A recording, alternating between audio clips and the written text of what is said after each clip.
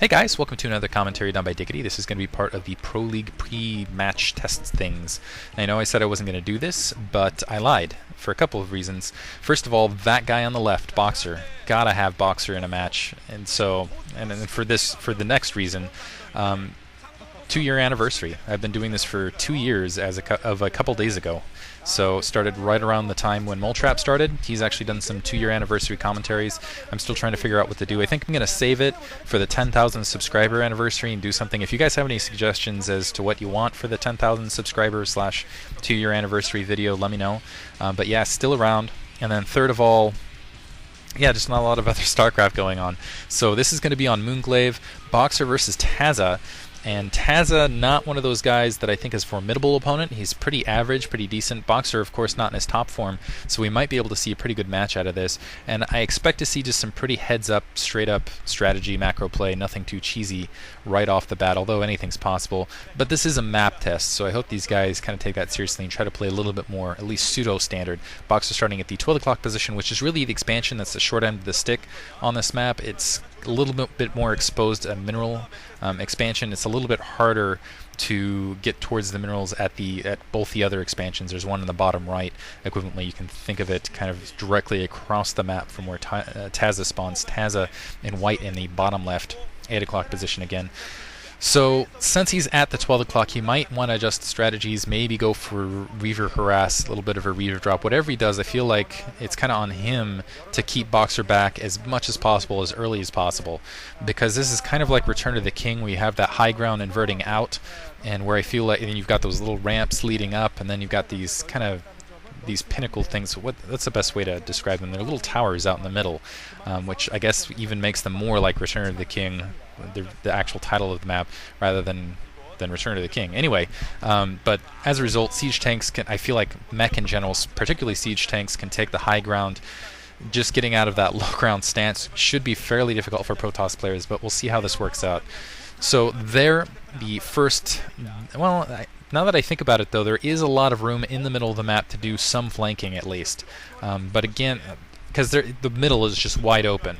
So in theory, if you hide some troops out there, you can do for some position plays, and it's kind of hard to. There's multiple kind of lanes that you can work with once the Terran might be going for that middle push.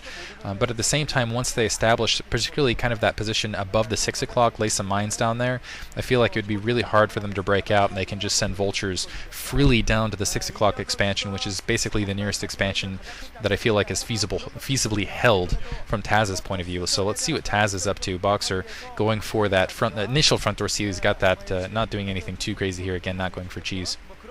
I assume he's going to go straight for factory. And I feel like a 2-factory push would actually be rather strong in this map, just because you have some ramps to work with that are pretty close by, so you can resupply troops right there. And even if it fails, you can kind of go into a containment, get your own expansion up, kind of supplement that contain with some troops, work from there.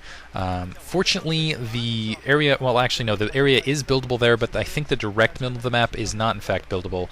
So as long as you hold that ramp area that's right outside your expansion as a Protoss player, you do have some chance at fighting it off. And it looks like a probe really working at that SCV. Is he going to get the kill? SCV running for his life, and finally that being able to chase him off.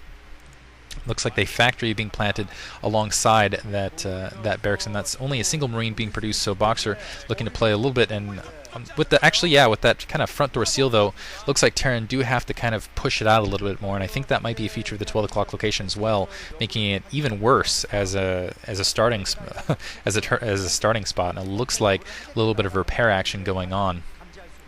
That looks like we're just seeing that one base tech thus far, range being upgraded, a single zealot wandering up in the field, and that probe still actually doing a pretty good job of staying alive, being a little bit annoying against that one Marine. Let's see if it decides to back out anytime in the near future. Pinned in the corner here. Yeah, the Marine able to take it out fairly quickly. It looks like he couldn't quite slot through that bottom edge with that barracks. The front door seal isn't quite up, I don't think. Let's see what happens. Yeah, no, never mind, it actually is. Supply depot at that location actually does seal things off. I thought Boxer had that factory a little bit back for some reason, maybe to flood his vulture through. Dragoon coming up to support. We're seeing a machine shop down as well. An idle probe for some reason behind the Nexus. And now Citadel of Adun. So it looks like you might see some early, just a straight push to a DT drop, or just DTs on the front door to try to slow Boxer down as much as possible. Boxer looks like he's going to go for that standard one factory siege tank into expansion build, and the Dragoon now actually pushing back. It looks like Tazza, he critically, needs to deny that scout. That single Marine should easily be able to pick away at that Zealot with that little gap right there. He's just going to run up, be annoying, try to force that Zealot back. That Zealot is, in fact, going to come back to home base. Right now, apparently, the statistics are 11-2 Terran in favor of Protoss. We'll see if that changes over time, and that's actually, again, I would say that's to be expected here.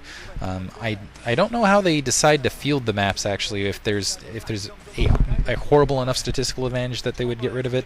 I feel like they should get rid of this map just because of the 12 o'clock spawn, because the 12 o'clock spawn puts players in a much more difficult situation than other locations on the map. Second gateway being placed, there's a robotic facility. We should see the Templar Archives just momentarily for the DT drop.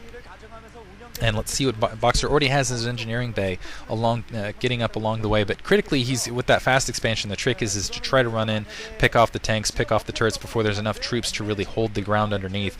Single SCV actually playing linebacker against that Zealot.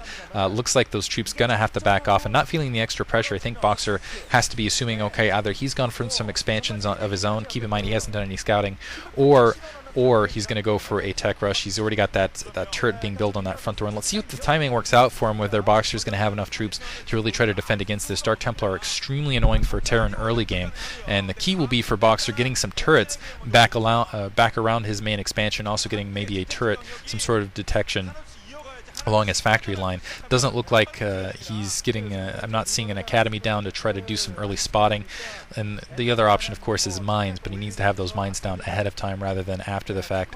So things at least working out, because I'm not seeing an academy being built at least this stage. It looks like there's that expansion. The Dark Templar, the shuttle and the Dark Templar should be being produced momentarily, and Boxer sending a scout the far angle around the map to try to get a sneak at that expansion. That's the other thing, is it's really hard to keep, because there's so many